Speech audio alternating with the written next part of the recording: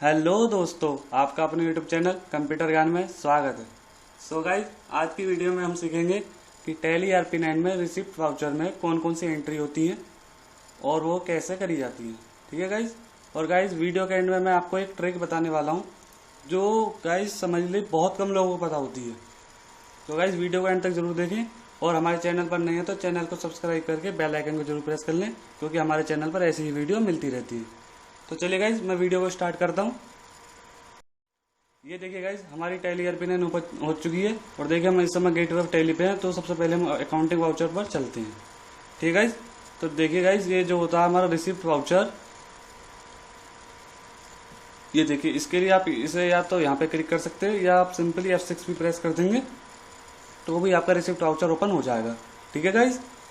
तो गाइज, सबसे पहले बात करते हैं कि रिसिप्ट वाउचर में कौन कौन सी एंट्री होती है। गाइज, उसे समझाने के लिए मैं आपको बताता हूँ कि गाइज, मान लीजिए आपने किसी पर्सन को 10,000 रुपये का माल बेचा। ठीक है गाइज।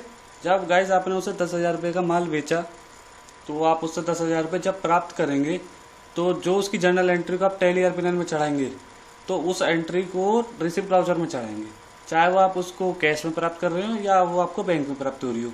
मतलब जो भी हमारी ऐसी रिसिप्ट होगी वो हमारी टैली ERP9 में रिसिप्ट वाउचर में चढ़ाई जाएगी। ठीक है गाइज।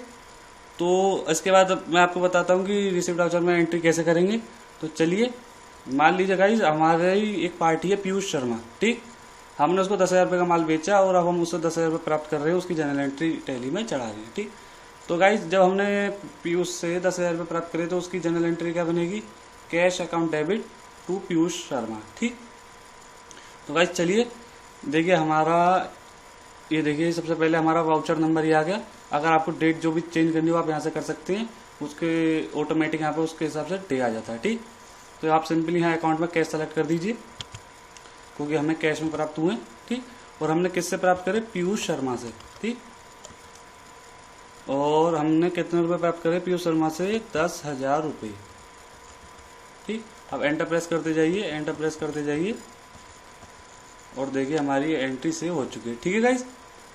गाइज, इसके बाद मैं आपको बताता हूँ कि मान लीजिए आपको ये 10,000 रुपये बैंक में प्राप्त होंगे तो आप उसकी एंट्री कैसे करेंगे। तो चलिए गाइज, देखिए, सिंपली आप यहाँ पे जो अकाउंट का ऑप्शन है, आप सिंपली यहाँ पे अपना बैंक का नेम लेजर जो भी है उसे सेलेक्ट कर लीजिए। देखिए, मेरा PNB के बैंक में अकाउंट है, हमने सिंपली यहाँ पे PNB सेलेक्ट कर लिया। ठीक, अब पार्टिकुलर में हम उस पर्सन की लेजर सेलेक्ट कर देंगे जिससे हमें रिसिप्ट हो रहे हैं 10,000 रुपये।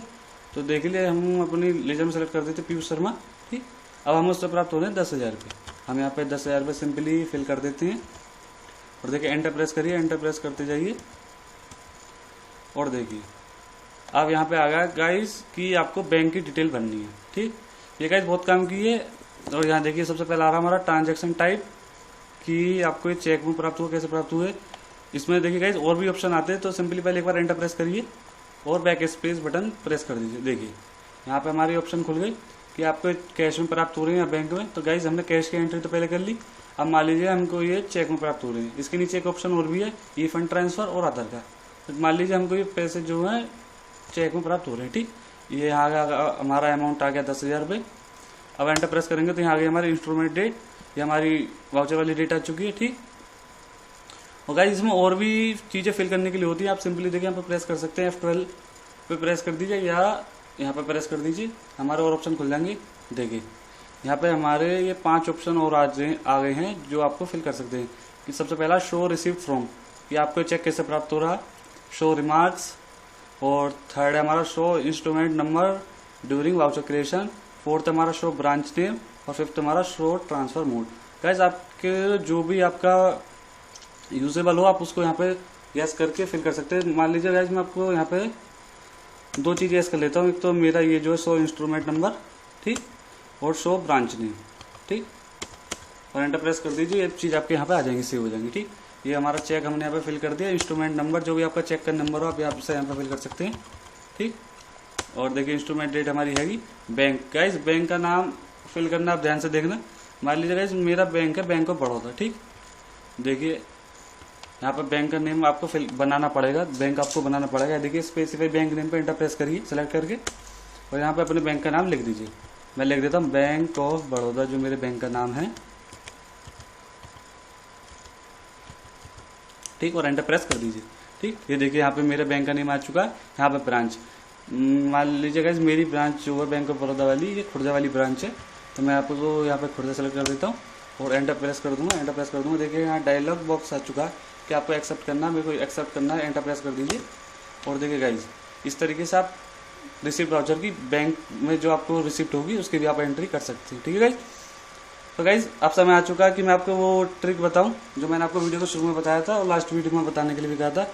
गाइज ये ट्रिक ये है कि आपसे बहुत से लोग सोचते होंगे कि जो जनरल एंट्री होती है उसमें दो साइड होती है, एक डेबिट की और एक क्रेडिट की। ठीक है गाइज, लेकिन आप सोच रहे होंगे कि यहाँ रिसिप्ट वाउचर में तो ना तो डेबिट आया नहीं क्रेडिट आया।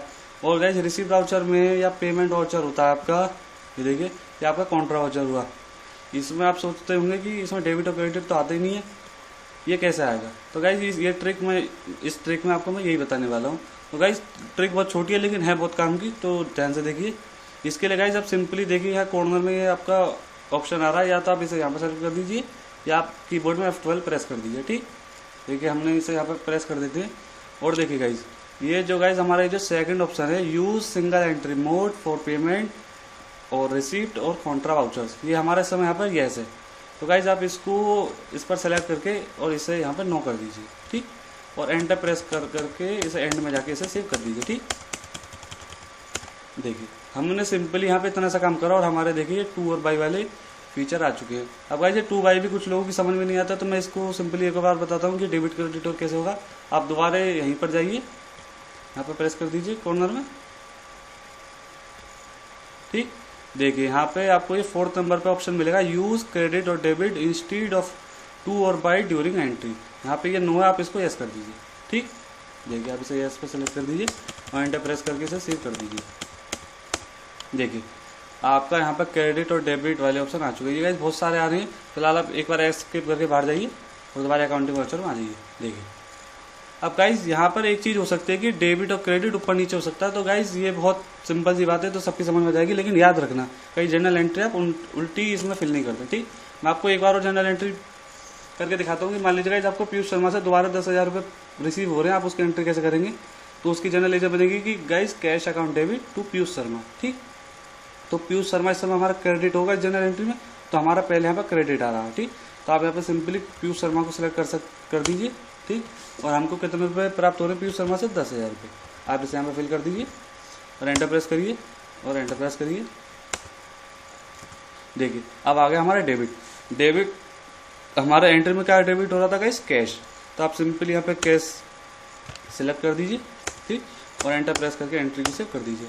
ठीक है गाइस, इस तरीके से आप रिसिप्ट वाउचर, पेमेंट वाउचर और कॉन्ट्रा वाउचर में डेबिट और क्रेडिट समझ के भी आप अपनी जनरल एंट्री को पास कर सकते हो। गाइज कुछ लोगों के लिए समझना इजी होता है, कुछ लोगों के लिए पहले वाला समझना इजी होता है।